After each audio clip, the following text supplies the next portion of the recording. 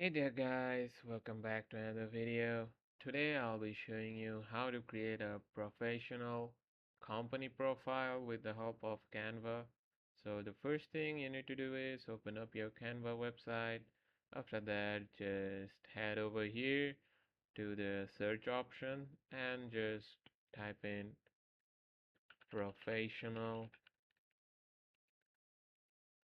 company profile and then search for it.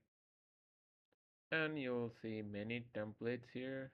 Most of them will require the Canva Pro subscription, the premium ones. So I'll just show you a free one here. So let's just go with this one. So head over to customization.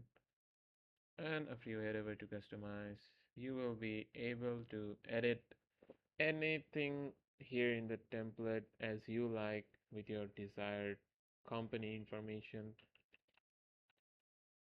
Let's just say I'll edit this name here. So yeah, that's it. You can edit any templates here with your specific information of the company profile that you are making. So that's it with the video, guys. I hope it helps you. Thanks for watching and take care.